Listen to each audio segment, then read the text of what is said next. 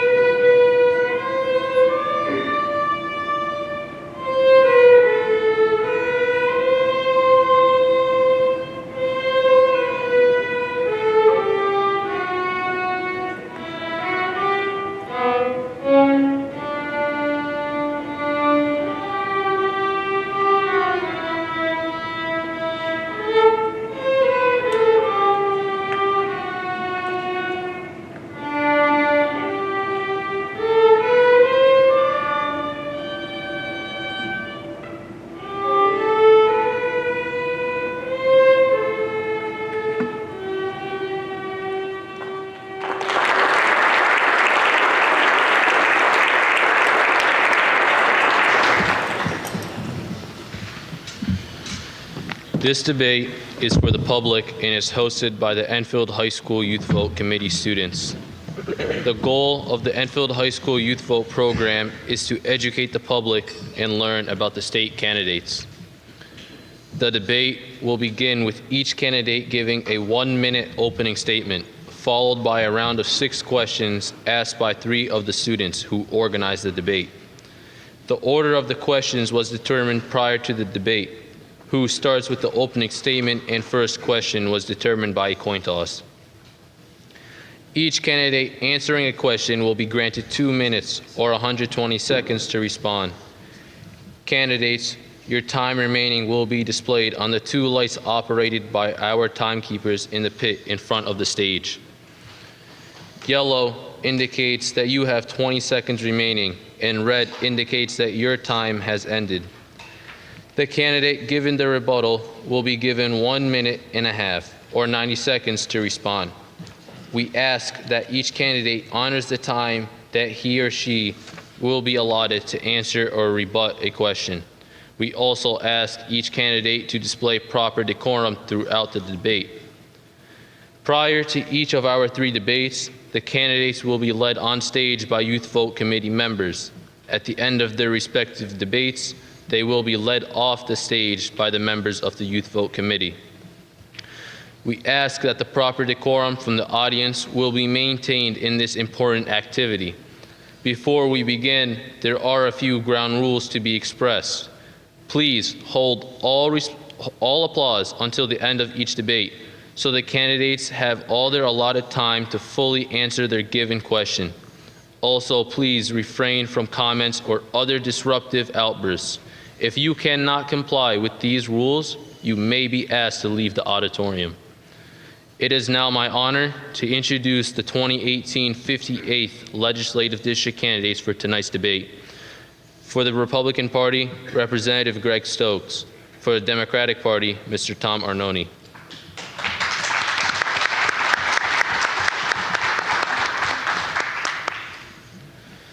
The first opening remark will be given by Mr. Arnone, followed by Representative Stokes, who will give the second opening remark. You each have 1 minute or 60 seconds to give your opening remarks. Mr. Arnone. Good evening. Thank you, students, faculty, for hosting this event. My name is Tom Arnone, and I'm running to be your next state representative in the 5th year. I'm not a professional politician, but I'm a hard-working citizen. I'm participating in the Citizens Election Program, which gives me the freedom of not having my legislative votes dictated by special interests, but backed by voters like you. I've been a volunteer in Enfield for over 25 years, served on the Board of Education and the Town Council. I believe in bipartisan solutions. Both parties should work together to improve the quality of life for all citizens in Connecticut. Thank you, Mr. Arnone. Representative Greg Stokes. It's good to be here. I want to thank everybody for putting this on tonight, the staff and the students. They always do a great job. I'm asking for your confidence and vote on November 6th for a second term in the state legislature. And I also have volunteered my time, raised my family here. My grandkids are here in school.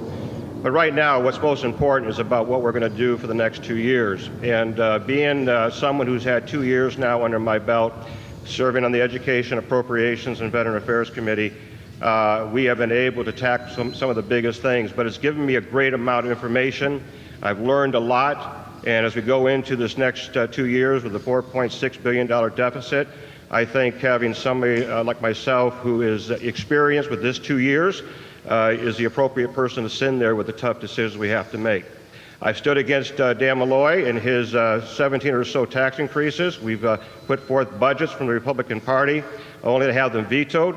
I have fought hard for our education system, for our seniors, and for our veterans. So I ask for your vote on November 6th. Thank you, Representative Greg Stokes.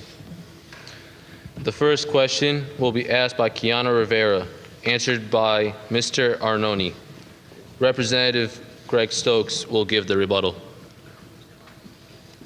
Mr. Arnone, on your website, you identify Connecticut's budget as your top priority. According to the Connecticut General Assembly's Nonpartisan Office of Fiscal Analysis, Connecticut is projected to experience budget deficits of $2.1 billion and $2.6 billion for the 2019 to 2020 and 2020 to 2021 fiscal years, respectively. Would you consider voting to raise taxes as a means to make up for these projected shortfalls? If yes, in what specific areas? If not, what are your specific alternative proposals for balancing the state budget in the upcoming fiscal years? So there are revenue sources. Can everyone hear me? So we have a technical difficulty. I'm pretty loud. I can go right out there, but I know it's not good for ETV. So, Tom, that mic was working fine, so maybe we could switch it out. Sure. Actually, is that a wireless? yes. Oh, boy. We could hand the ball back and forth. I'm willing to share. Bipartisan here. All right.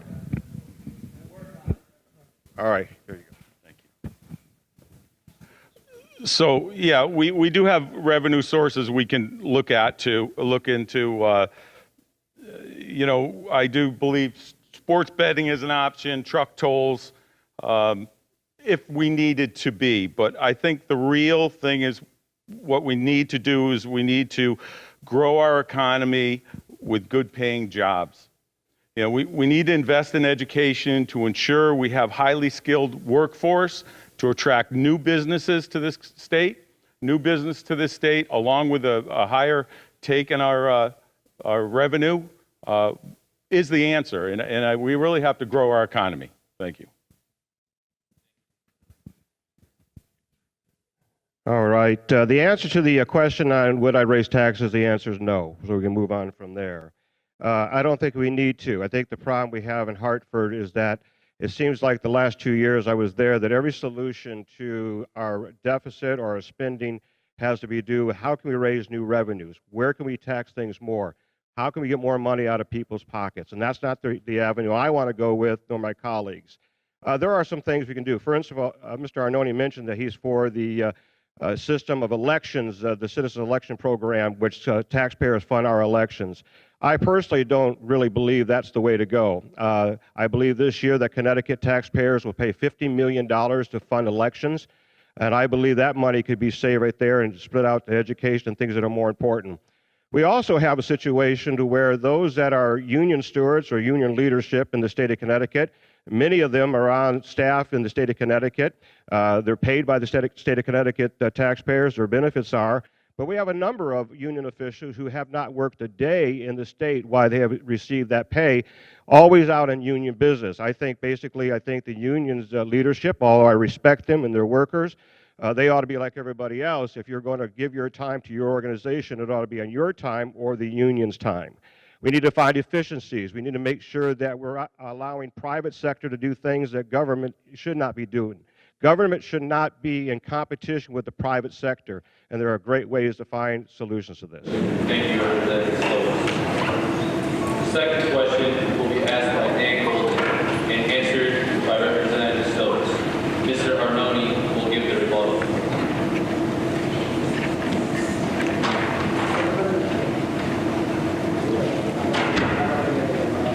Do you want my mic? We find solutions. Representative Stokes, in your candidate profile, you say education as being one of your top 2 priorities. According to the Connecticut School Finance Project, since the 2017 fiscal year, the state's education budget has been reduced by a cumulative amount of $23 million. Should the Connecticut General Assembly vote to increase funding for education in Connecticut over the next 2 years? Why or why not? The answer to that is simply put, the answer is yes. But I think it has to be a fair and equitable formula across the board for all of our schools in Connecticut. All of our students deserve a great education. During the 2 sessions that we just got done with, the very first budget that came for a vote was the Republican budget, which was voted on by the legislature. It was passed on a bipartisan basis, sent to the governor's desk, and it was vetoed by the governor. In that budget, education in our towns were funded fully, and special education was even funded fully. And I believe that's the way to go. I do believe that we ought to have priorities in Connecticut.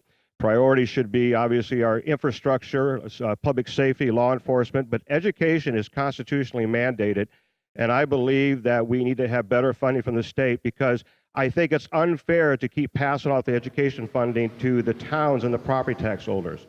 I want you to know that during this last year, I did not raise taxes or vote to raise taxes, and the cuts that Enfield got throughout the last 2 years were from the governor. And you may say, well, the governor's not on the ballot, but his ideas and his enablers are, because during that time, not one Democrat stood up and said, let's call a special session to override what the governor's doing. They sat there complicit and quiet while he did that. We're going to go back in, and we're going to fund education, and I ask for your support and vote just to do that. Thank you. So education cost-sharing formulas are a mess in this state. They've worked on them a little more this year on the legislature, but it's still not enough. They promise us more money, but they put no money away in the future to get that. And they could come and go as most of the cost-sharing formulas have come and go over the last several years. I believe we should have a commission to have a strategic plan to address school funding, a CARES commission, and that commission should provide ongoing recommendations to lawmakers to fund all schools, because right now there's 10 other formulas the state uses for all other schools other than local schools. I do agree it's property tax heavy. We can't afford our schools on a property tax basis. We need to find better ways to fund our schools. And one of those would be a commission. So I would favor that to start immediately. Thank you. The third question will be asked by Dan Golden and answered by Mr. Arnone. Representative Greg Stokes will give the rebuttal. Mr. Arnone, according to the Economic Policy Institute, Connecticut currently ranks second in the U.S. in terms of income inequality. You mentioned in your campaign literature that you're looking to help strengthen the middle class. If elected, how do you see yourself making this goal a reality for the people of the 58th Legislative District and the state of Connecticut? Yeah, so again, building jobs, building good paying jobs through education is extremely important in this state. We are one of the wealthiest states in the country, and yet we have the terrible equality between rich and poor.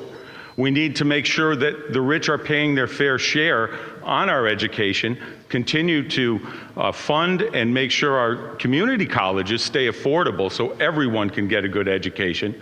And again, we need trade schools. We need our trade schools to come up to bat, because now our state, we've heard from all the different trades that they have a shortage of good paying trades jobs. So we need to do something about that. We need to do something about that right through our community colleges. So again, education and jobs is going to take that gap and bring that gap a little closer. I think on this measure here, you have to look at the fact of, where people get employed and what actually is paying them their salaries. I think Connecticut has become a very unfriendly place when it comes to businesses.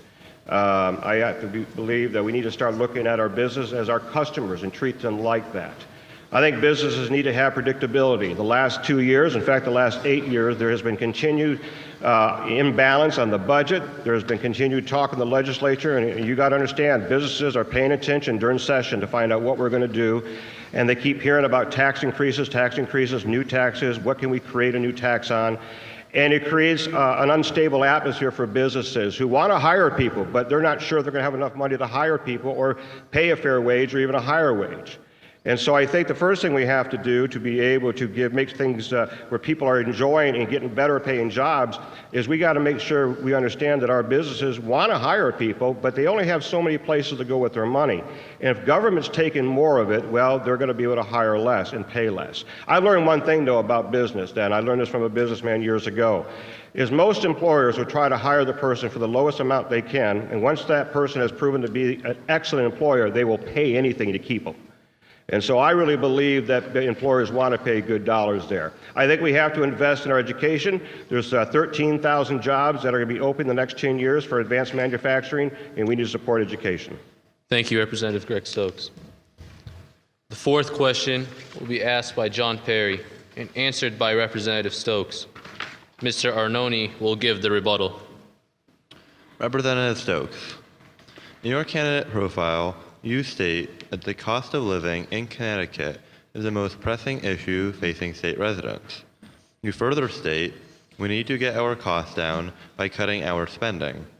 Which specific state-funded programs should receive a spending cut and why? We do need to get our cost of operation down, and I believe that, I want to say this correctly, I appreciate all those who work as our state employees. We have some of the best. But I think that the CBAC agreement that we just saw that it was passed, although I was not in favor, now we get to vote on these agreements. We passed that after that. But the governor and the Democrats, they had approved a 10-year contract with a guarantee in 3 years, no layoffs, which kind of tied our hands to be able to restructure anything. Let me give you an idea here. In the country, the average cost per mile to do a road is somewhere around, I think, $90,000 per mile, the cost of most states in the country. The cost of the state of Connecticut to do that same mile of road work is over $400,000. $90,000 to $100,000 not being an administrative cost. Well, if you begin to think about that, we got somewheres we need to talk about. We need to sit down with our bargaining unions and talk about what we can do. But we need to start looking about the fact that how much does it cost to actually operate government? How much are we paying out? And I'm not saying they're not working hard, the workers that are doing it. What I am saying is that when you look at our state and the economics we're in, yes, we may be the richest state in the world, but it doesn't mean if you're the richest state, you ought to spend every stinking penny. It means you ought to manage your money and be able to make your citizens enjoy their lives here. But when you look at that cost of operation for roads in the state of Connecticut, it kind of makes you think, are we paying too much?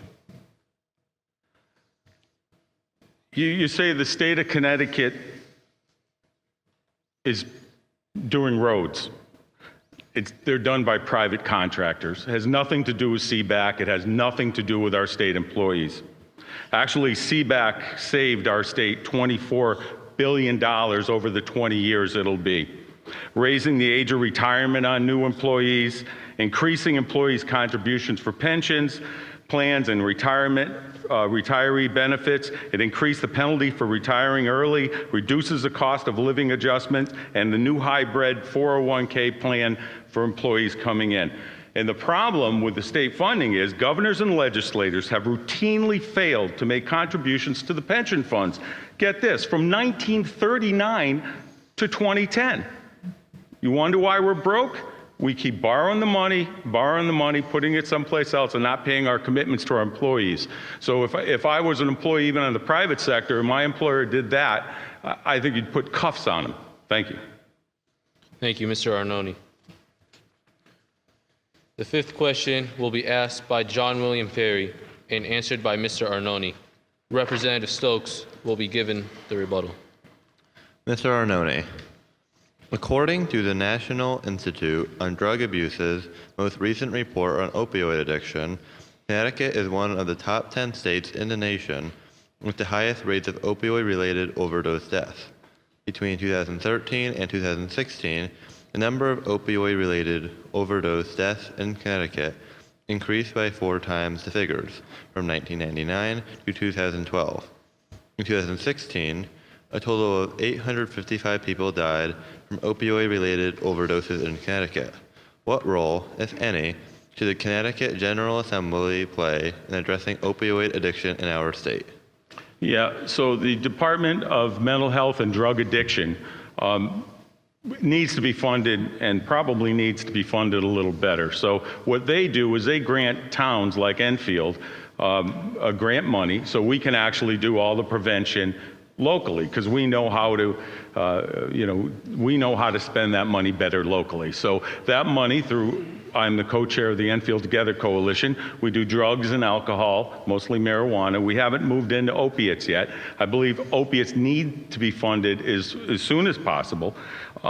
We also need to go on a federal level, and for medication-assisted treatment, we need to get the methadone treatment easier for addicts to apply for, because right now it's a very difficult process. So we're losing a whole generation of young people right now on opiates, and we're not spending enough time. Enfield just opened its methadone clinic now for this year, and we probably should have had it several years ago.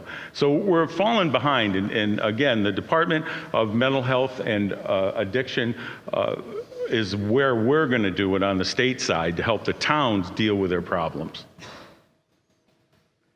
I believe, obviously, this is a subject matter that I think crosses the aisle. We've all had folks in our lives that we've seen die because of overdose. I've had close friends, children, close friends, and even my wife's cousin 2 years ago in Enfield here die of an overdose. And so this is a serious subject, and there's not an easy solution. But let me just say this. I think some of the things we've done in the legislature, such as having a little more control where doctors have to check and see what the pattern is, somebody getting a drug on a computer system, we need to increase that maybe they need to view it more often. We've made it for electronic prescription giving. We've done it where we knocked down to where anybody under 18 years of age can only get a prescription for 5 pills for a matter of, or 5 days. We've done things like that. But here's the thing. We need to educate our youth because we need to make sure we stop getting the pipeline going. But we also, in our reality, we need to think about the mental illness and what folks go through and why they go into these substances. We need to fund that better. We also need to involve law enforcement into this. And there's what's called, a bill was put out there, a discussion about death by dealer. I had a young man here that overdosed, a friend of ours 2 years ago. And the dealer would have been cited for just a lower crime misdemeanor for sale and not taking responsibility for the young person's death. And I think we need to strengthen that and send a message. Thank you, Representative Stokes. The sixth question will be asked by Kiana Rivera and answered by Representative Stokes. Mr. Arnone will give the rebuttal. Representative Stokes. According to the 2018 Asset Limited Income Constrained Employed Report conducted by the Connecticut United Way, 30% of Connecticut families are earning incomes that are above the federal poverty line, yet are unable to meet the basic cost of living threshold for our state. Additionally, Alice reports that 40% of Connecticut families are unable to afford the cost of basic necessities such as housing, food, and health care. What role, if any, should the Connecticut General Assembly play in assisting families in meeting the basic costs of living in Connecticut? Well, I think it comes down to our economy. You could say that Hartford, the legislature, could create more programs. I don't think there's any greater social program than a job, and a good paying job. So I really believe that what we need to do is we need to get Connecticut thriving again with our economy. We need to make it business friendly. We need to get our tax structure in place for business so that they can be encouraged and have incentives to hire people. You know, poverty is a tough thing. I know when I was in college, I remember my wife and I and our children, because of what I was making, we had to go to the church and get some free cheese and free food. So I've been there. I know what it's about. I know what it is not to have anything. I wasn't raised in a family that had a lot of money. But I also know this, that there's no greater thing when a person feels about themselves is when they get that job and they're able to get a good salary, because Connecticut have presented itself a good environment for them to get a good job and a good salary. Now, there's always going to be those folks that are going to have exceptional needs. Always those folks that are going to struggle, and we have to be there for them. We have to make sure we have the right programs for them. But I think the solution to somebody who's struggling is job training, is opportunities that way. But if we get our economy going, I think people can get jobs and lift themselves out of poverty. You know what? We need to encourage people. Listen, we want to help you, but you got to help yourself, and you got to realize we want to see you succeed. Connecticut basically has been hindering success, and it's time to change. Well, since the manufacturing jobs of past have gone, people have been dependent on jobs at Walmart, fast food, for full-time jobs. This is what they have to do in this state. And I do believe to raising the minimum wage to $15 to stop corporate welfare. The corporations are paying these people very low wages, and we're paying for food stamps, and they have to go on welfare because they're getting such a low pay. So if we can boost that pay to a living wage and get them off of welfare and have a livable wage, we'll save in two different areas. So to me, that is one of the biggest problems we have in our state. And a lot, we do have Huskies. So if you do fall through these cracks and you need health care, you get the state's Husky program that helps out so many children. And it's a great program, and we need to strengthen that also for even drug addiction, because there's problems with this, with drug addiction. So we need to stop the corporate welfare. Thank you.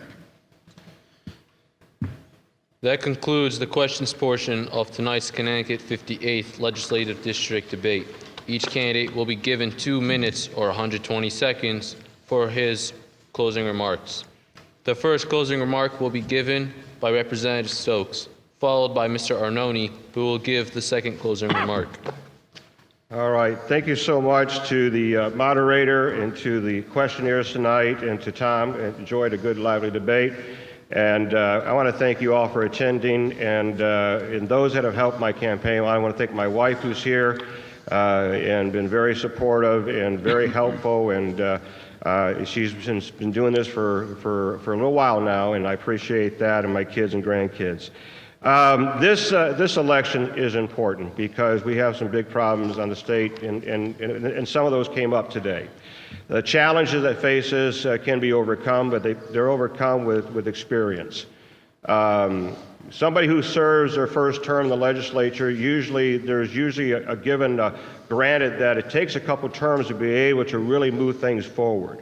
Your first term, you are trying to be effective, and I think I was, but there's a lot to learn. And of course, you're what's called a freshman.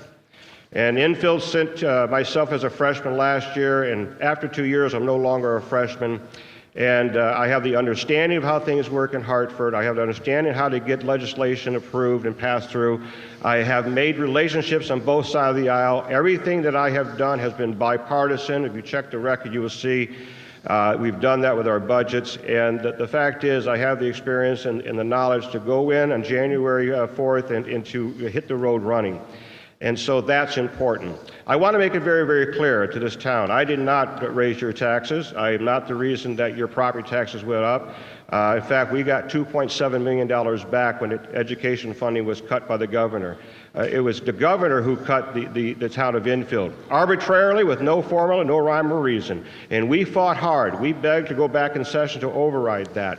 If you look at the facts and the budgets that we put forth, you will find out that we did all we could, I did all I could, my colleagues, to bring forth money back to Enfield. But we also have to care for the whole state. Thank you so much.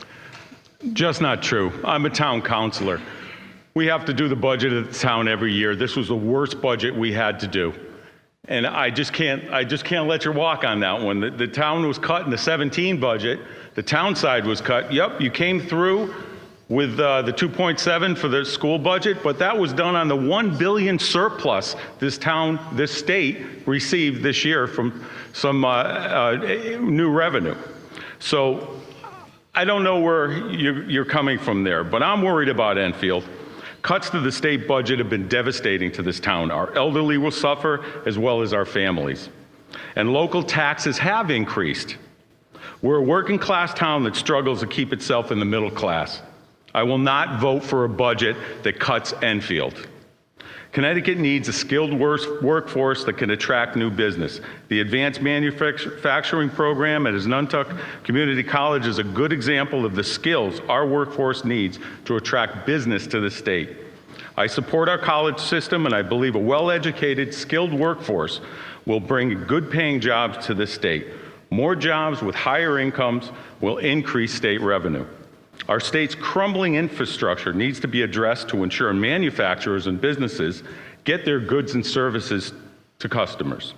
I support the transportation lockbox.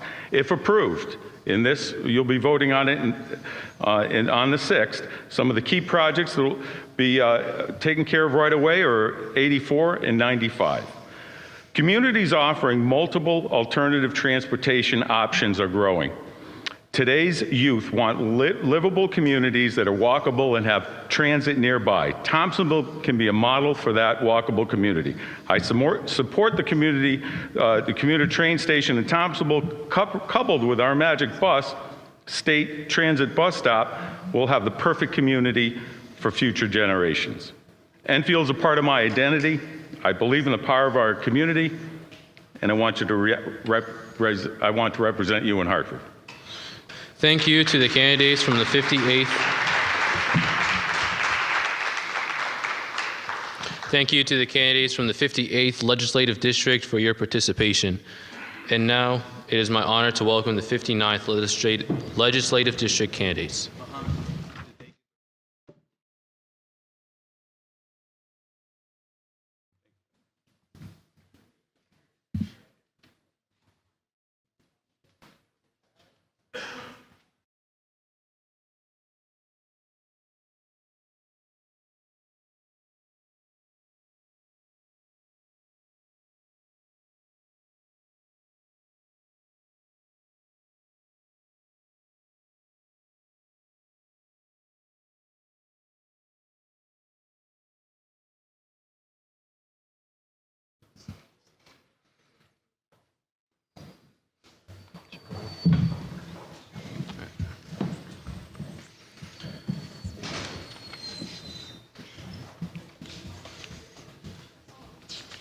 And now it is my honor to welcome the 59th Legislative District candidates. For the Republican Party, Representative Carol Hall. For the Democratic Party, Mr. Anthony DePace.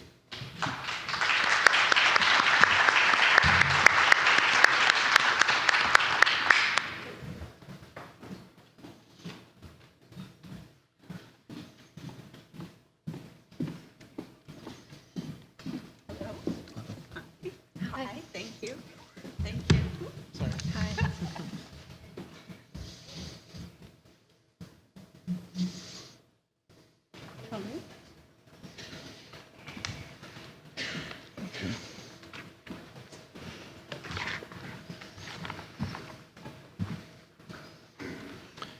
The first opening remark will be given by Representative Hall, followed by Mr. DePace, who will give the second opening remark. You each have 1 minute or 60 seconds to give your opening remark. Good evening. Can you hear me? Yep. Okay. Yeah. My name is Carol Hall. I've been serving as your state rep for the 59th District of Enfield and East Windsor for the last 2 years. I was an Enfield Town Councilor here in Enfield for 13 years before that. At present, I serve at the General Assembly's Education Subcommittee, the Appropriations Subcommittee, and Planning and Development. I also chair a legislative working group for school security and safety. I've been married to the love of my life, who's right in the front row with my son, for 33 years. We have chosen to raise our family here. We have 3 great kids, Zachary, Heather, and Wesley, and 5 wonderful grandkids that live right around the corner. So I'm blessed to have all my family very close. So, thank you. Thank you, Representative Hall. Mr. DeBase? Hi, my name is Tony DePace. I've served on planning and zoning. First, I want to thank the students and everybody for putting this together. I served on planning and zoning in this town for 20 years. When I first went on here, Enfield was very anti-business. Lawyers, companies did not want to come here. I rewrote the zoning regulations, started streamlining the process. And what we did by doing that was we made it more business friendly. We created over 3,000 jobs in the 19 years I was on there. We generated a property tax base of over $1 billion taxable property. These are the things that I want to do when I go to Hartford. This is what needs to be done to restore our state. People have made comments that I wouldn't stand up to Dan Malloy. When Dan Malloy first got elected our governor, he talked about closing DMV in the courthouse in Enfield. I called him up and I told him that was a stupid move and it shouldn't happen. And I wouldn't support him for re-election if he did that. We still have them. Thank you, Mr. DeBase. The first question will be asked by Kiana Rivera and answered by Representative Hall.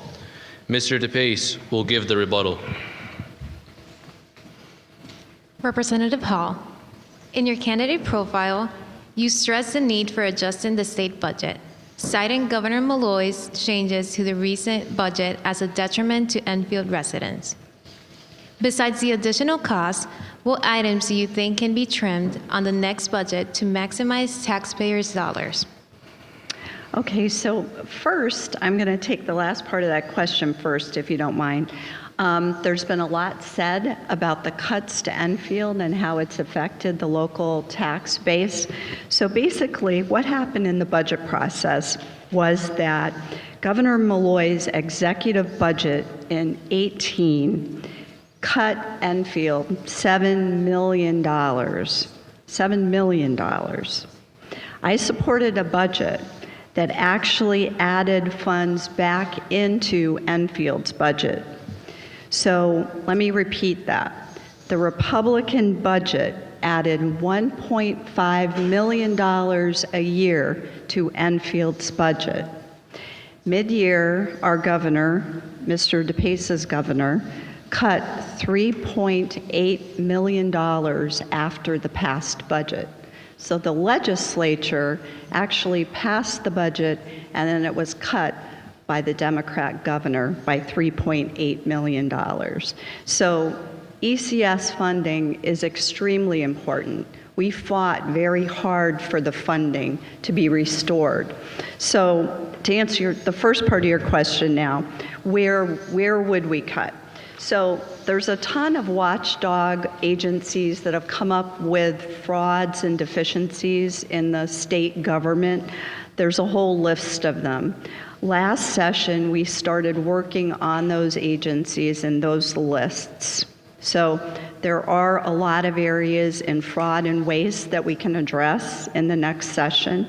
Also, the borrowing has gotten out of control. What we were able to do this year with the spending caps and the bonding caps is going to cut a lot of the line items in the budget just based on those restrictions. So, out of time.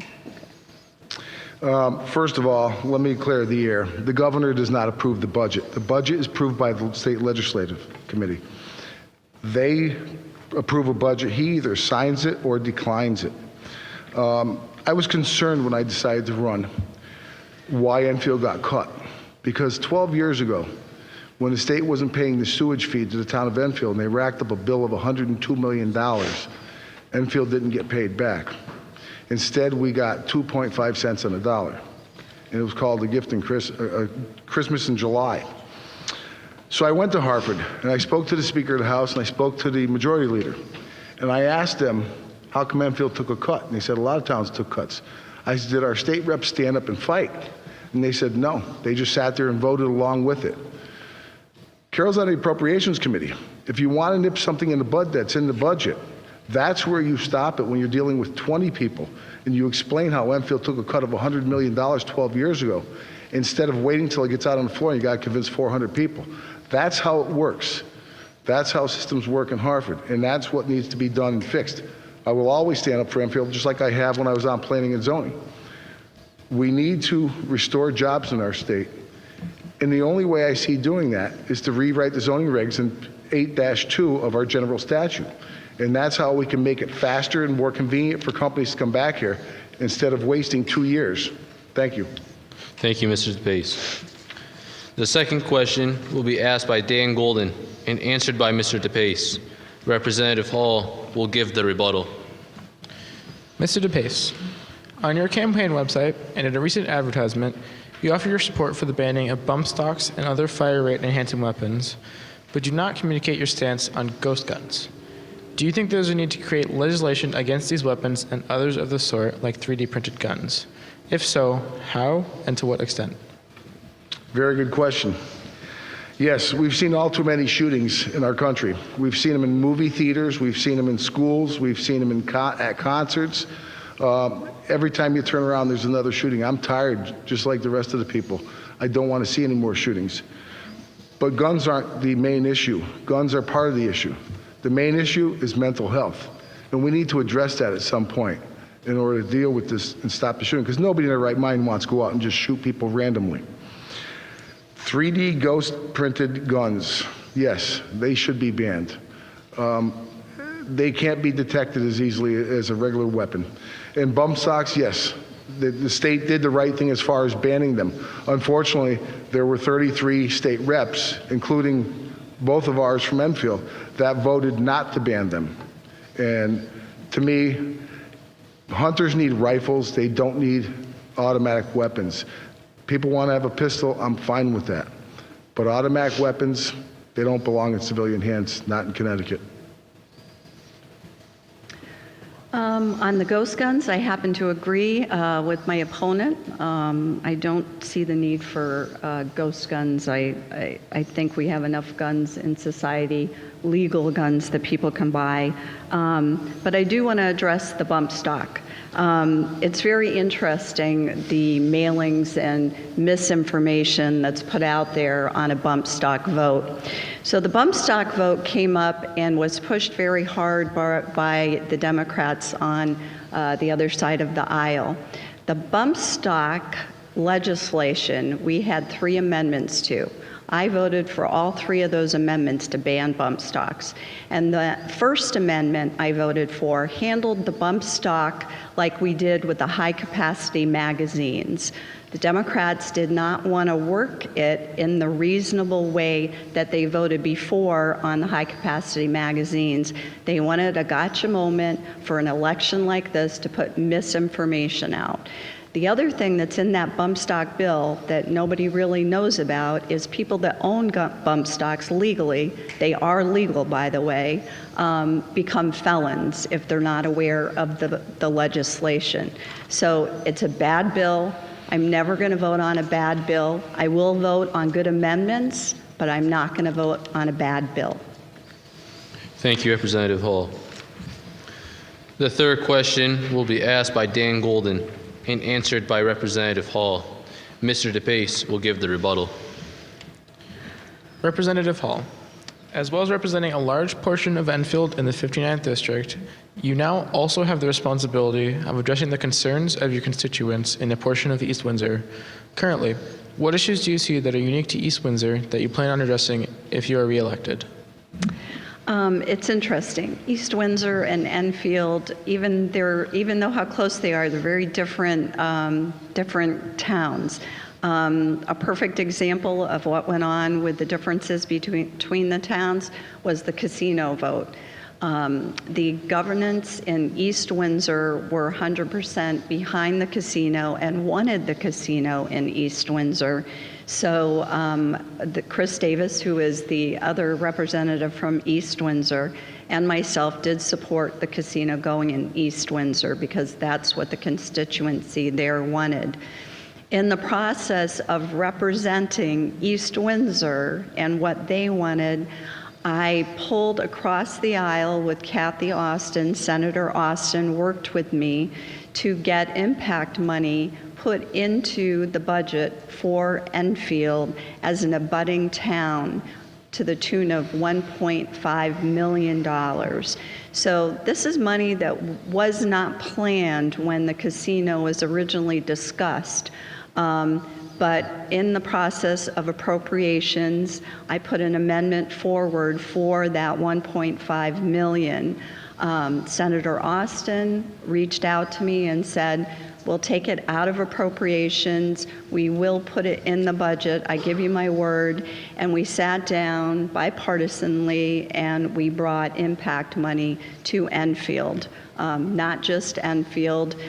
Scott Storms in Windsor Locks secured it for his town as well, along with Chris Davis. So any abutting town, we made sure we took care of to the tune of $1.5 million over and above the funds that we already receive from the Pequot Fund. Thank you. East Windsor, the section that is in the 59th is a very unique neighborhood, very unique section. I spent a lot of time down there over the last 6-7 weeks.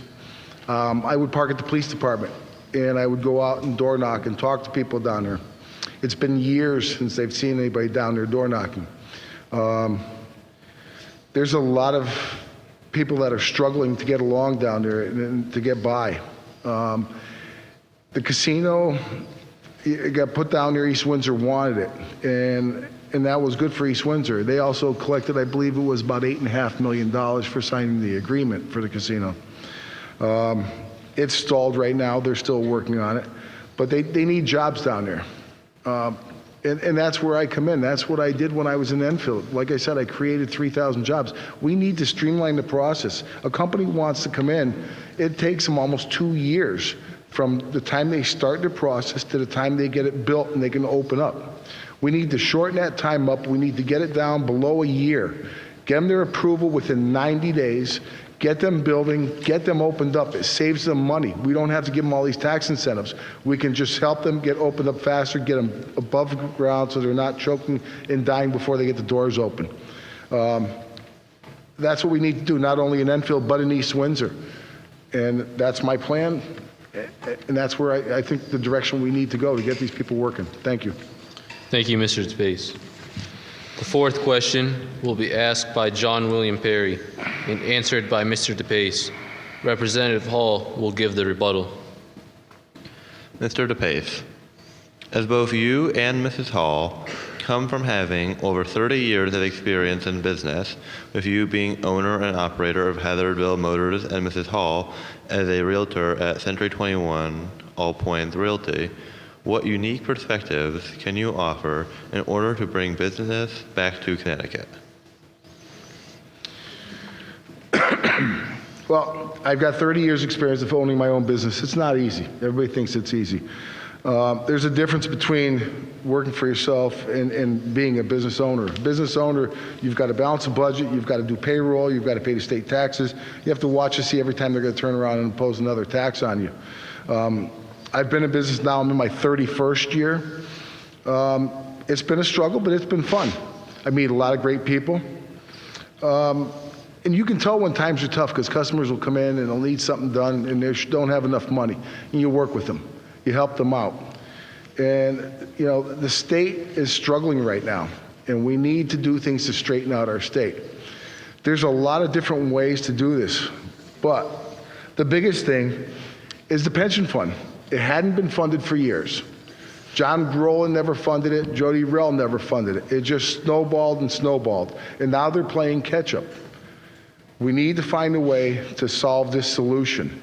And we have to do it by creating more jobs and not more taxes. People have been taxed to death. They can't afford any more taxes.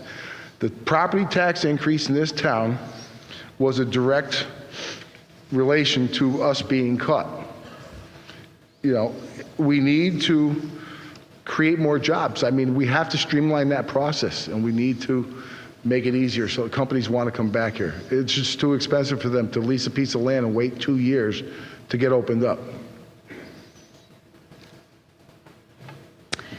So I've, as you mentioned, I've been a realtor in this town for 32 years.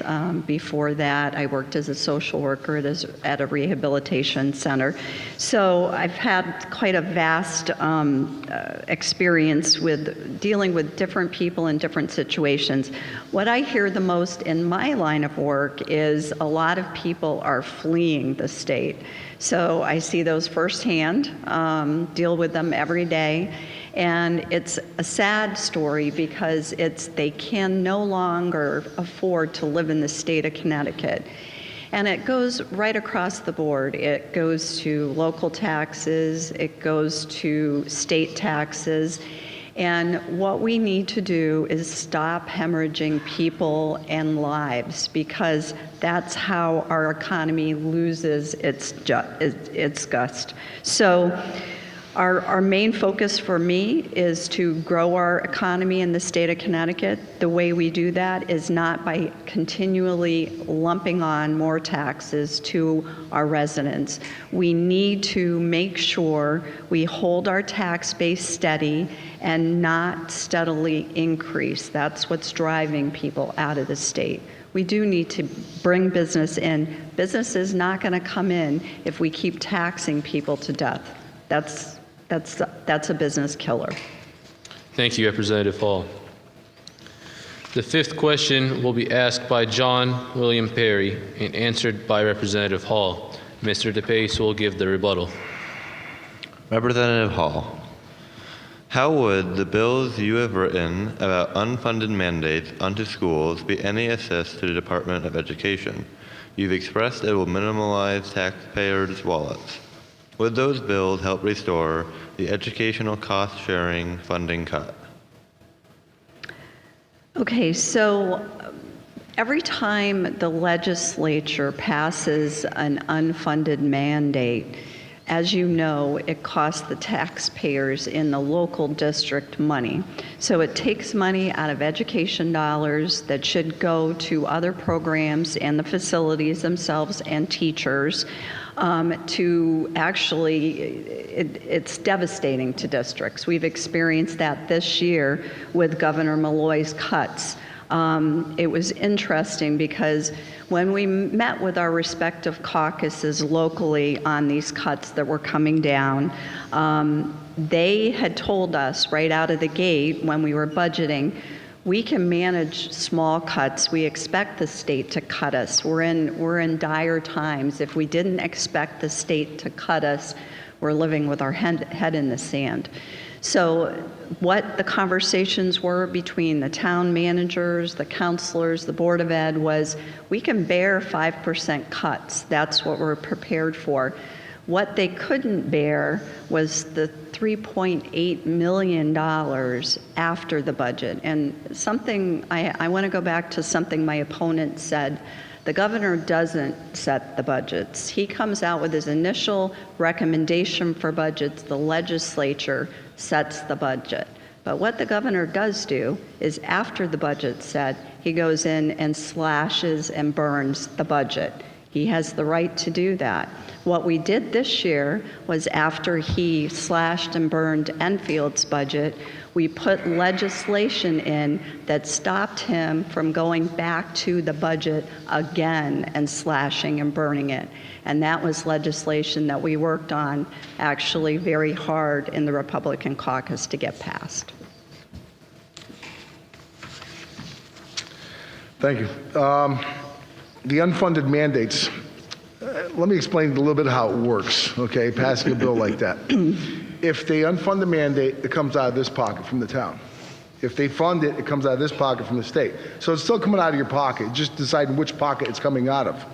Now, as far as the governor making cuts, and the governor cut this, the governor cut that, again, it's the state legislature that passes the budget. The governor can't, after it's done, say, approve the budget and then turn around and slash certain things without it going back to the state legislature. So again, it's up to your state legislators to stand up and be your voice and let you be heard and make sure your money comes back to your town. The state has a $2 billion rainy day fund, and they have a deficit of $2.6 billion. Now, this past budget that they approved after they finally got through the third one, and it was delayed for several months, and it messed up all the towns, they couldn't balance their budgets. Budget needs to be done on time. That's number one, and that's what I plan on doing. Number two, it raised the deficit by $377 million. Again, we're kicking the can down the road. We're not solving the problem. We need to go down there with real leadership. We need to address this, and we need to hold the line on taxes. Thank you, Mr. DePace. The sixth question will be asked by Kiana Rivera and answered by Mr. DePace. Representative Hall will give the rebuttal. Mr. DePace, Connecticut is one of the top 10 states in the nation for the highest rates of opioid-related overdose deaths. In 2016, a total of 855 people died from opioid-related overdoses, and the number has been rising at a significant rate since 2012. What role should the Connecticut General Assembly play in addressing opioid addiction and opioid-related overdoses? Good question, thank you. It's been a serious problem, and it's something that needs to really be addressed and taken head on, and it needs to stop. This opioid crisis doesn't matter whether you're a man or a woman, if you're white, you're black, it doesn't matter what color, what sex, gender, doesn't matter who you are. It's happening all across the board to everybody, and we need to address this, and we need to address it quite quickly. The biggest thing is getting funds out there to get people help with it. But that's number one. But number two, we need to look at these doctors and see who they're writing all these scripts for. I recently, in July 26th, I had both of my hands operated on. I had no feeling left in my hands, so I had carpal tunnel done and trigger finger. Doctor said, I'm going to write you a prescription for pain medication. I said, I don't want it. He says, well, I got to give you something in case you have too much pain when you get home. So he wrote me a script for 6 pills. Okay? I took Advil, I took Tylenol, I never touched a single one, I never even opened the jar. And even if I had too much pain, I couldn't open it myself. My son opened it up and left it on the counter, never touched a single one, all 6 of them were still there. They're gonna get dropped off in the box. It scares me to see what's happening with these people if they're that addictive. They have to find an alternative, something different for pain management other than these opiate drugs. And they need to look at these doctors, who's writing the most scripts, who they're writing them to. If they've got somebody taking more than 50 of these pills in a week, there's something wrong. Go look at that doctor. Stop it where it starts. He's the dealer. Thank you. So this year we actually passed a couple of opioid bills that were actually pretty aggressive bills. The first bill, the opioid, it was an act concerning pharmacists and practitioners' compliance rates and electronic prescription drug monitoring system. I'll go back and explain that one. And then the second one was an act limiting the days for practitioners that they can actually prescribe the opioids and requires the doctor to do counseling when he does prescribe the opioids. The first one is an electronic system that cross-checks prescriptions from various doctors so people aren't double dipping on the opioids. But the most important thing that we heard, I attended a symposium with Senator Murphy and a bunch of our local leadership, a bunch of our local hospitals and doctors and organizations. And one thing that kept being hammered home from the social workers that were present there was the bed shortage. We have a bed shortage in Connecticut for treatment, and Washington has just released a ton of grant money that's coming to Connecticut specifically for opioid treatment. So what we need to do as legislatures is push that money out for beds treatment centers. That's the biggest need that we're hearing from social workers right now. Thank you, Representative Hall. That concludes the questions portion of tonight's Connecticut 59th Legislative District debate. Each candidate will be given 2 minutes or 120 seconds for his or her closing remark. The first closing remark will be given by Mr. DePace, followed by Representative Hall, who will give the second closing remark. Thank you. I want to thank everybody for coming. Thank the students. Thank the teachers and everybody that put this together. It's always a great event. 2 years ago, I ran for this seat. 2 years ago, Hartford was broken. Now Hartford's broken. Enfield's even broken. They had to raise our mill, 2 mills. My house went up $400. My business went up $600. Unacceptable. We need to have a plan. I had a plan 2 years ago. I have a plan now. We tried theirs. It didn't work. It's time for change. It's time to get jobs, not more taxes. That's what I ran on last time. That's what I'm running on now. We need to do this by creating good paying jobs. We need to have our students come home from college and have a job waiting for them in Connecticut and not leaving the state. We need to have leadership that goes to Hartford and isn't afraid to stand up for the people of Enfield and East Windsor and be their voice. I did that in Enfield when companies came in and they wanted to give us a shortchange building. No, give us the same building you put up in Avon. TGI Fridays tried that. Several different companies tried that. I never back down. I stand up for Enfield all the time, and that's what I want to do for you in Hartford. We need to make sure that we don't raise taxes. We need to make sure that people can stay here. We're driving ourselves out. These plans don't work. I don't think my opponent is the right person for this seat. She is the chair of the school safety group, and she voted against banning bump stocks. That's a wrong move for that position. We need to put our students first. We need to stop the shootings, make sure they don't happen in our state. Our state has good rules now. We need to make sure it stays that way. Thank you, and please vote for me on November 6th. So I have a prepared statement, but I'm gonna just go off the cuff here. So I think it's easy to stand by and take swipes and spread false information in mailers. And I'm actually extremely proud of the campaign that we've run. We've run on what we've done for the town of Enfield and East Windsor. We've put a positive message out. We've worked extremely hard in Hartford. I was there for 100% of the votes this year, and it was long hours, believe me. You can talk to my family about that. But I think it's important. It's easy to read a newspaper and think you understand what's going on, but you don't. And a perfect example is how my opponent seems to think that the governor didn't come in and cut Enfield's budget. I would suggest you do your research, go back and look. The budget was passed when the governor came in and took the $3.8 million away from Enfield. So I think it's important to understand how your government works when you run for this position. I've worked extremely hard for the town of Enfield and the town of East Windsor, and I ask for your vote next Tuesday to continue that hard work. Thank you.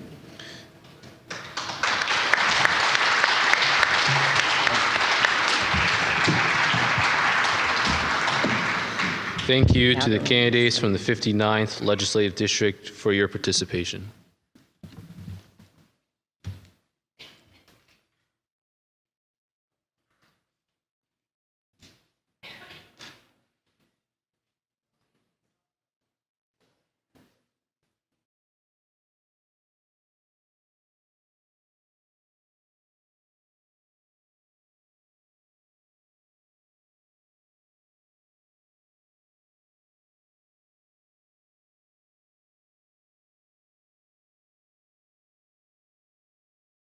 Senate District candidates. For the Republican Party, Senator John Kissel. For the Democratic Party, Mrs. Annie Hornish.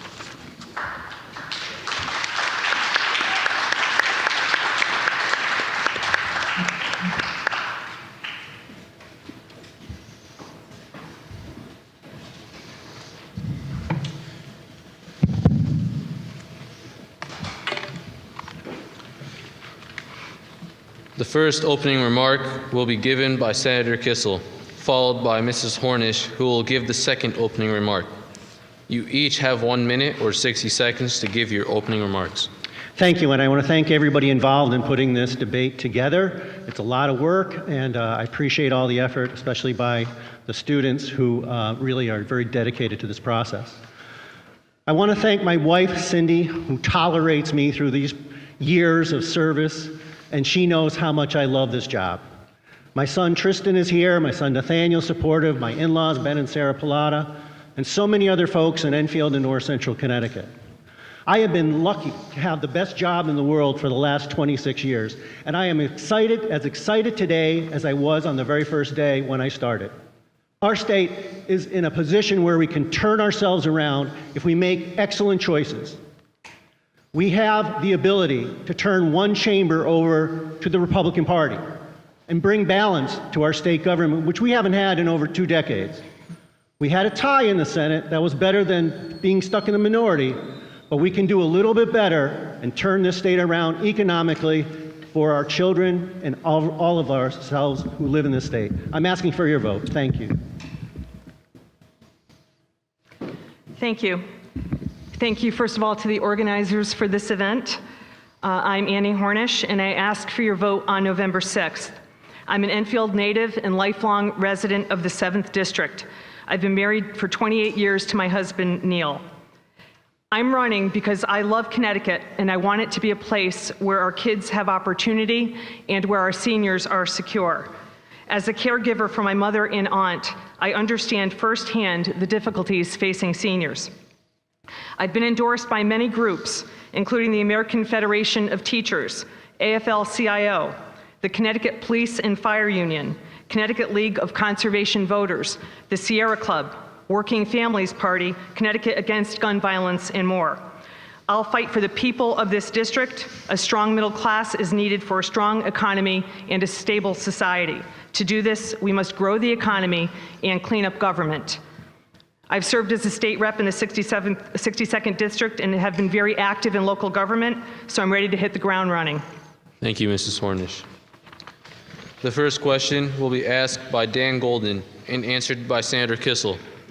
Mrs. Hornish will give the rebuttal. Senator Kissel, on September 16, 2017, you issued a statement regarding the General Assembly's approval of a state budget.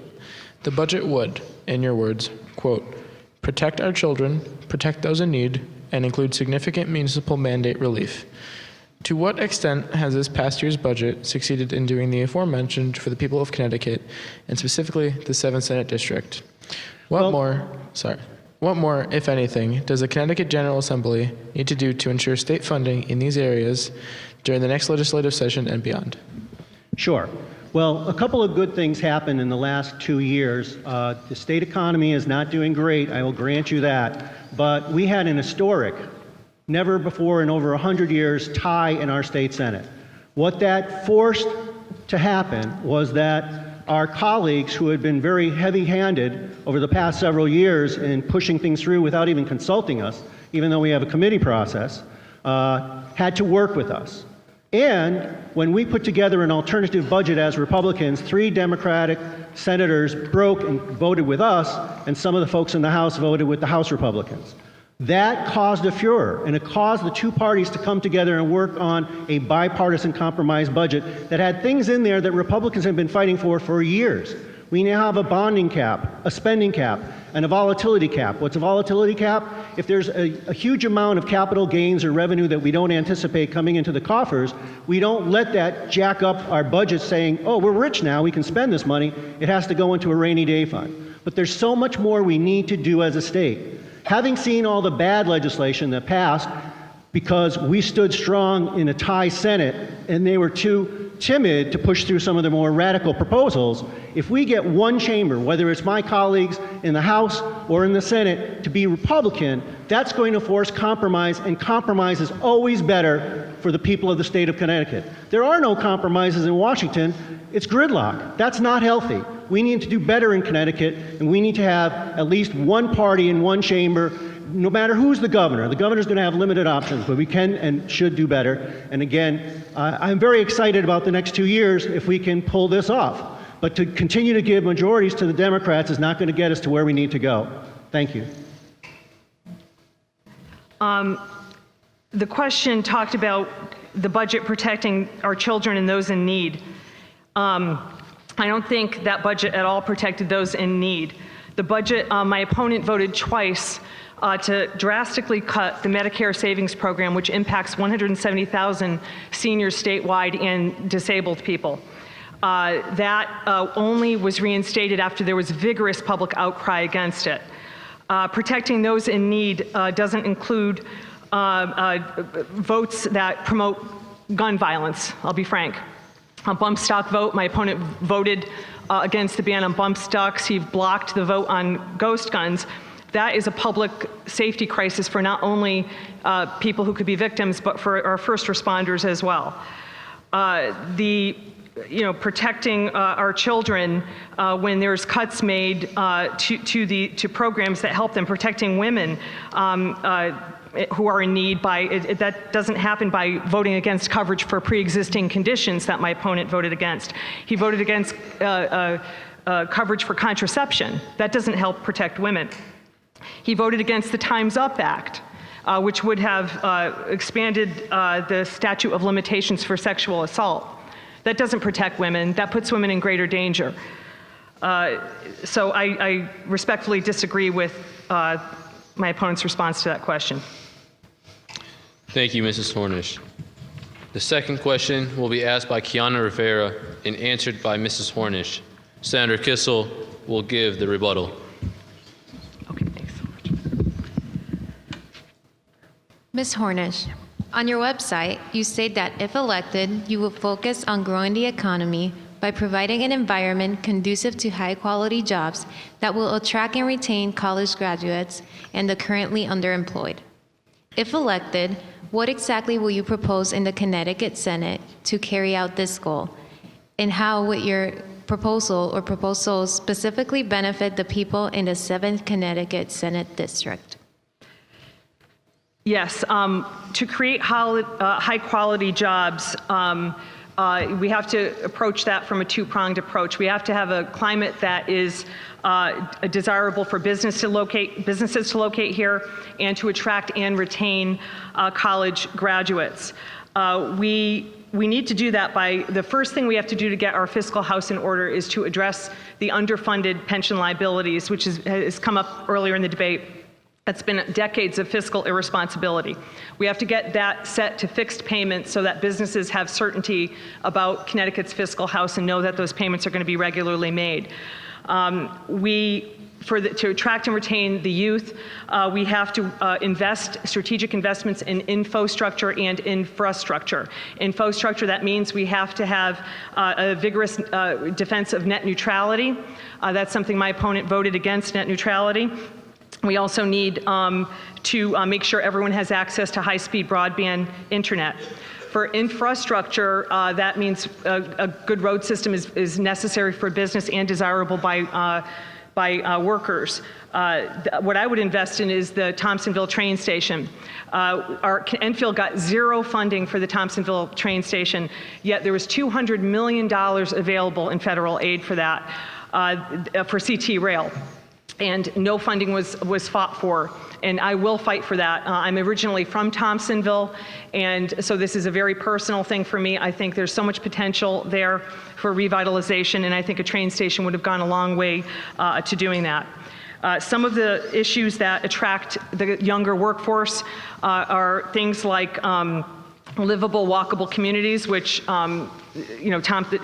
revitalizing Thompsonville would be a prime area for that.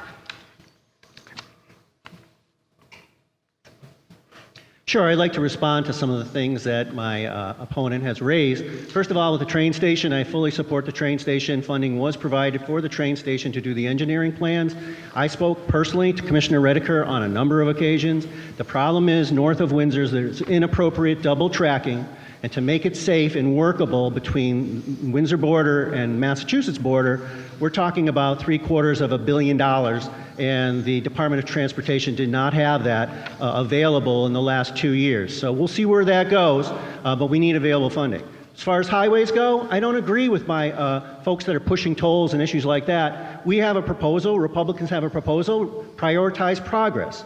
And that frees up $70 billion over the next 30 years to do our infrastructure for highways and other transportation needs, but we do it in a sensible manner. If you have a home, you can't renovate the kitchen, the bathroom, and build a new garage all at once. You need to prioritize what you want to do so that you can pay for it. I am fighting for that for the state of Connecticut. You know, folks that watch these issues, look at my track record. The Connecticut Business and Industry Association has endorsed me. The National Federation of Independent Businesses, which represent thousands of small businesses in Connecticut, have endorsed me. So what we have to do is get our own fiscal house in order to turn this state around. State doesn't grow jobs. State sometimes gets in the way of the private sector that actually grow the jobs. Thank you, Senator Kissel. The third question will be asked by John William Perry and answered by Senator Kissel. Mrs. Hornish will give the rebuttal. Senator Kissel, on March 15, 2018, you said that a proposed bill that would allow people to grow up to 6 marijuana plants per person with a limit of 12 plants per household is a really bad public policy. If reelected, would you vote to legalize recreational use of marijuana in any form in Connecticut? Why or why not? We have a sister state right above us, Massachusetts, that's gone down the path of legalizing recreational use of marijuana. We should take a step back and see how it rolls out in the Commonwealth, because there's going to be some glitches and some problems. Already we see that there's some communities in Massachusetts that want this, and some of them don't want this. As far as that proposal goes, I talked to the Commissioner of Consumer Protection that would have authority over this. She did not have the staff, and it would cost tens of millions of dollars to police this proposal. Also, if you're going to go down the marijuana path, I think it needs to be strictly regulated, just like alcohol. We have inspectors. You can't just buy it if you're a minor, and you need to show ID. There's all sorts of protections. Allowing people to grow plants in their backyard, to me, that's just an invitation for trouble. You know, what's going to happen? People are going to plant it along the side of roadways? Someone's going to raid someone else's backyard? What's going to happen in our urban areas? Is it actually going to be fair? I mean, if you live out on a farm, you have plenty of land. If you're in an apartment, what are you going to, if you don't have those window boxes? It's crazy. So if we're going to go down this path, I worked really hard on the medical marijuana bill, because I felt that people suffering, especially parents with children with epilepsy, which medical marijuana really helps, they deserve to have access to that. One of the things I've learned, though, over the last 2 years is our medical marijuana program, as excellent as it is, role model for the country, it tends to be too expensive for lots and lots of people. And they've come up to me and they've said, John, can you look into this? I will propose a bill to create a study group to find out why those costs are so high, and if somebody's gouging these poor people that really need access to this alternative medication. But right now, I don't favor supporting legalizing marijuana. Thank you. I differ with my opponent on this issue. I do believe that there's a lot of illegal activity going on right now with the use of marijuana, and we're, with many states now considering legalizing it. It's just a matter of time before that happens here in Connecticut. And we might as well get ahead of it and get a revenue source from it.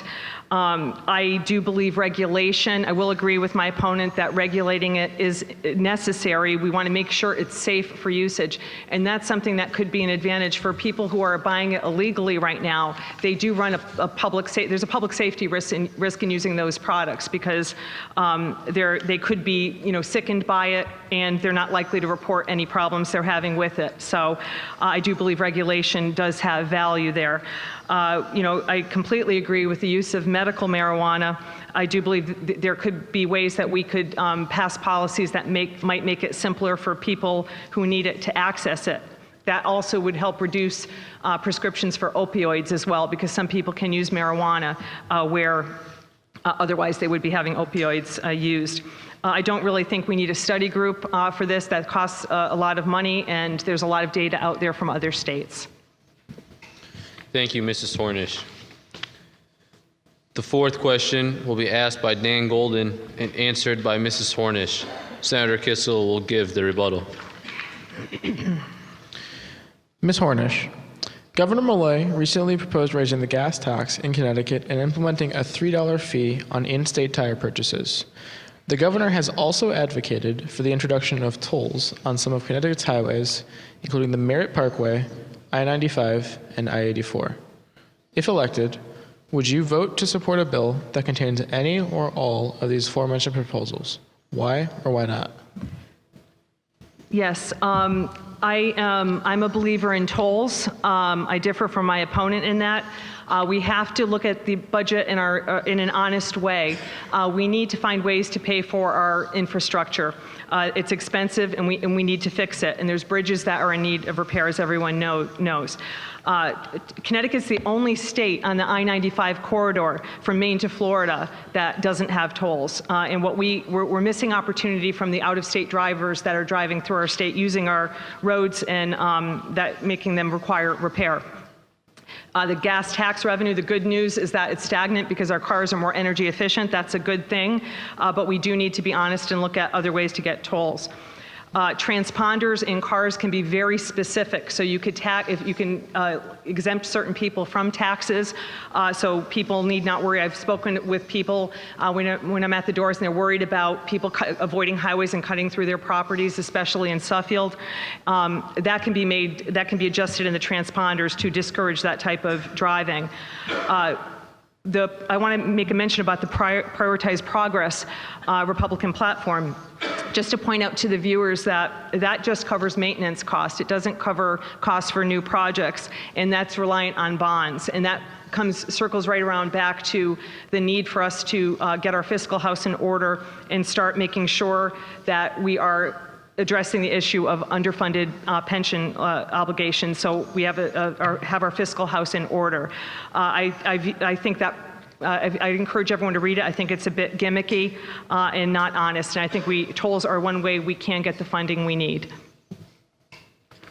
I totally disagree. We worked real hard on Prioritize Progress, had the pleasure, and I really want to make this clear, a real pleasure serving with Representative Hall and Representative Stokes.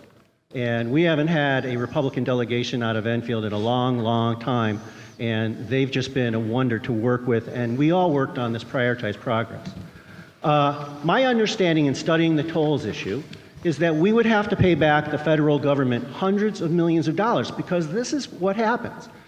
When you take away your tolls, as we did after that horrific accident decades ago, we started to get way more money back from the federal government than other states that kept their tolls. Once you reimpose tolls, you have to pay that money back. That's one. Number two, there's a lot of road. First of all, the proposal, I saw it. The first one, it had 84 areas where you would be tolled. It's not just 95 and 84. It's dozens and dozens of roadways. 91 was never designed to have tolls. What if they start throwing tolls on 91? What road runs parallel to that? That's Route 5. That's King Street. That's Enfield Street. That's our historic district. What's going to happen to those roads just off the highways if it costs tens of hundreds of dollars to just go to work every year? We're talking a lot of money. It's a mileage tax in disguise. I totally oppose tolls and do not believe we need them. Thank you. Thank you, Senator Kissel. The fifth question will be asked by Kiana Rivera and answered by Senator Kissel. Mrs. Hornish will give the rebuttal. Senator Kissel, the cost for college has been consistently rising throughout the years.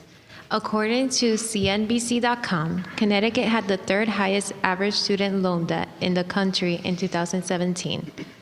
With college costs steadily rising, what, if anything, should the General Assembly do to control tuition costs in the state?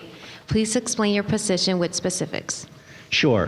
When I was chair of Program Review and Investigation, it's no longer in existence, but it was a committee that shared leadership every couple of years.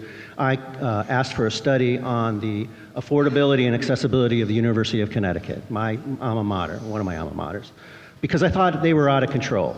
And in their quest to be one of the nation's leaders, which I'm okay with that, but they pay their administrators exorbitant amounts of money. It's very difficult, as I'm sure all of you know, to pick up a paper or watch the news on any given week where there isn't some huge amount of money being spent by the University of Connecticut. And then they come scrambling to the legislature saying, well, tuition's going to have to be raised like 12% or 15%. Well, that burden falls on the shoulders of the kids and the other people that go to these universities. I'm going to be honest, and I hope I don't embarrass him. He's not in the audience, but my son Nathaniel graduated Enfield High School with high honors. I implored him to apply to a variety of colleges. He got into every single one of them. But they were expensive. They were like $60,000. And even though they offered a $40,000 scholarship, I didn't have $20,000 laying around. So he ended up going to Asnutta Community College, and he got a fabulous degree. And now he's got opportunities, and he has no debt. So we need to make sure that our state university system, whether it's community colleges, state universities like Eastern, Western, Southern, or the University of Connecticut, live within their means. And how can UConn turn itself around? I don't think it needs that giant hospital. They need to partner with a private entity and shed some of those costs. But you know, you can't look at the administration of UConn. I mean, there are people getting paid $450,000, and I asked them point blank in the hearings, could you take less? Oh, we want the best people in the country. Well, we have to live within our means. We raise everybody's ship with a better economy, and we demand of our university system, all levels, accountability and reasonableness. That's how I would get my arms around that issue. Thank you. Thank you. That's a very good question, very important question. The student loan debt is astronomical right now for our young children, or young kids in the population. When I went to school many years ago, I think I spent $5,000 per semester, and it was very affordable. It was something people could work through.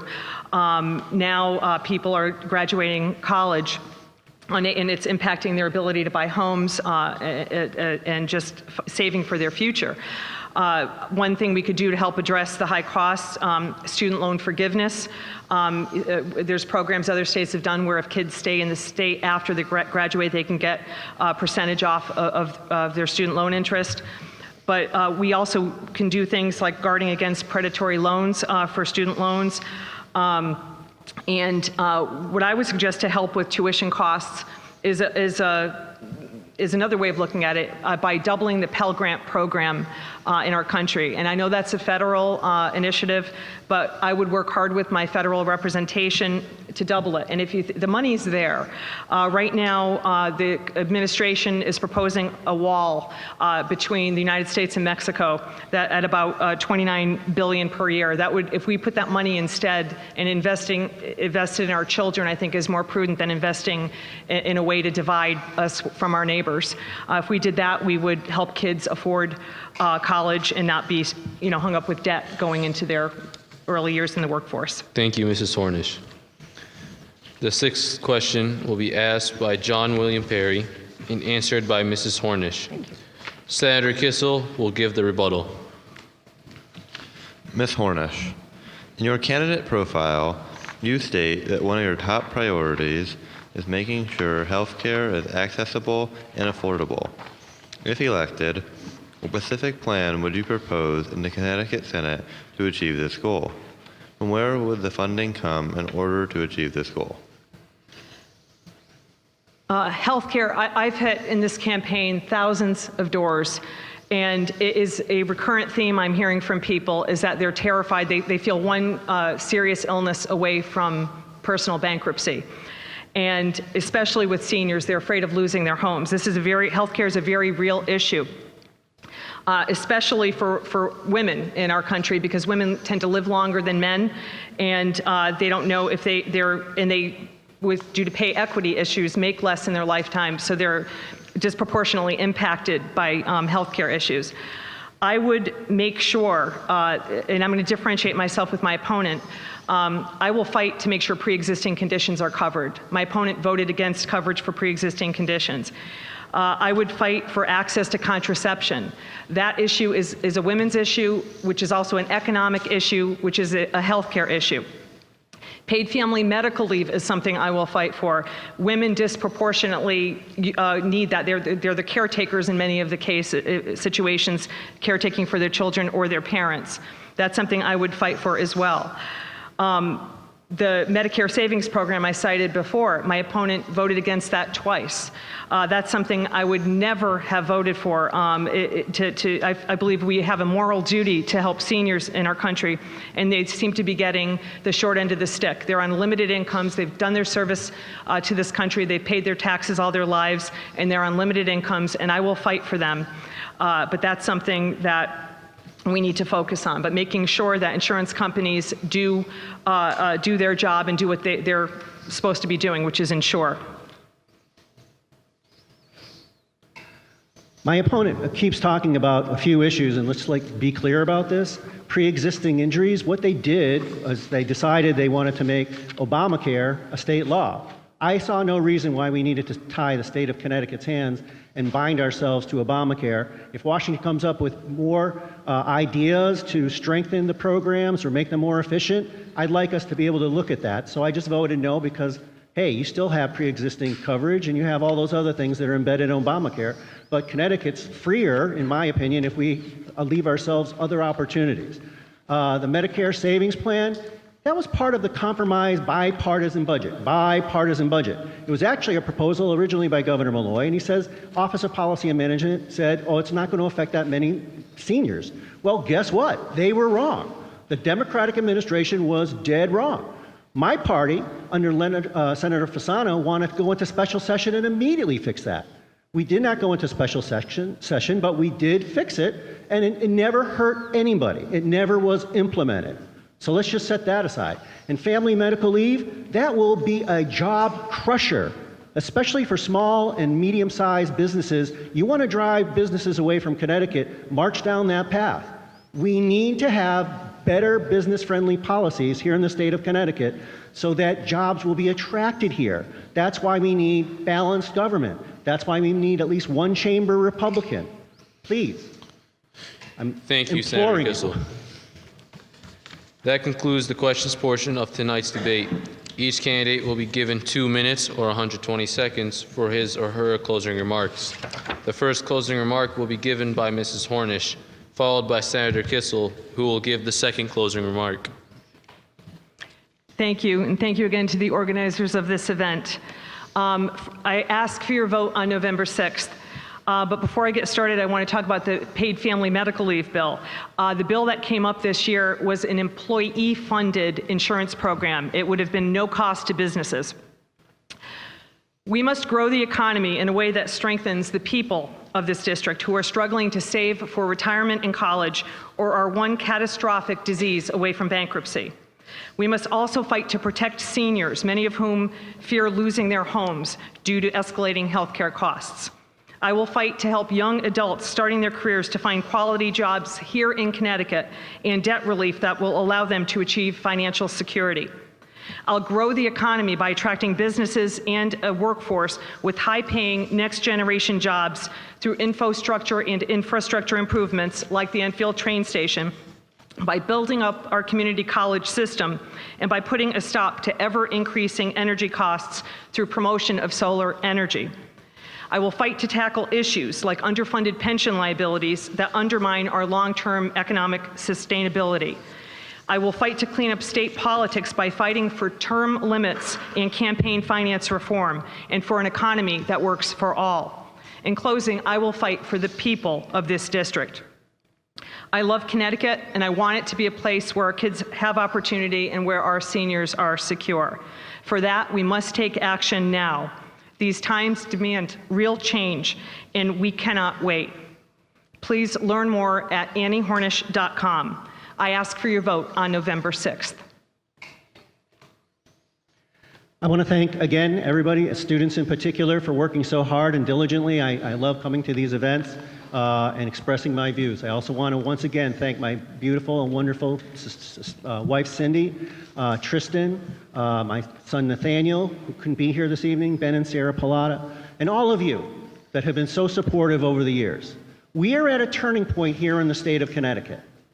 I think we all know it. And I think we know the number one issue is the economy here in the state of Connecticut, because it affects everything else.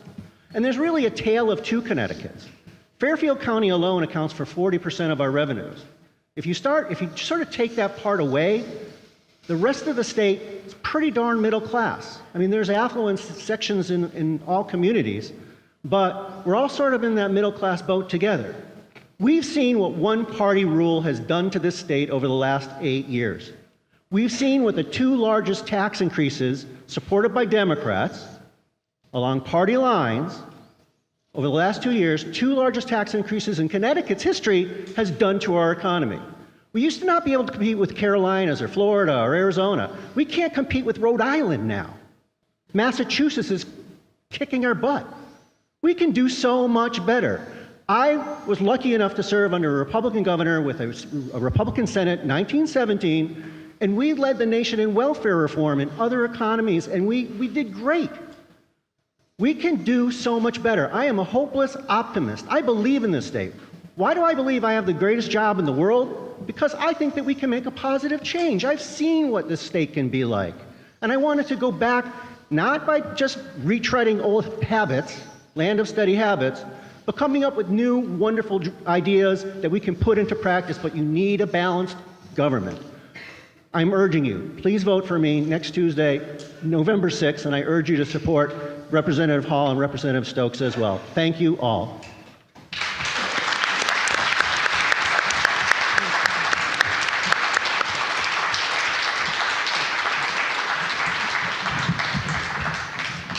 Thank you to the candidates from the 7th Senate District for your participation.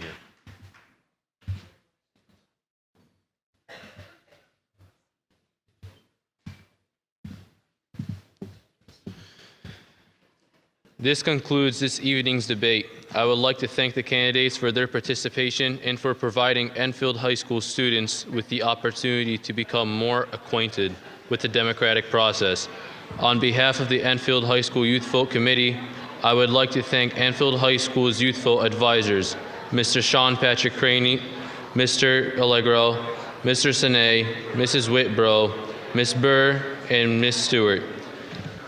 Ms. Clark and the Enfield High School administration, Mr. O'Neill and the Enfield High School custodial staff, Enfield Public Schools Superintendent Mr. Drezick and the central office staff and administration. And last but not least, you, our audience members who participated in tonight's important civic event. We now invite you to enjoy the refreshments outside in the hallway and take the chance to speak with the candidates. Have a safe and pleasant night. Thank you.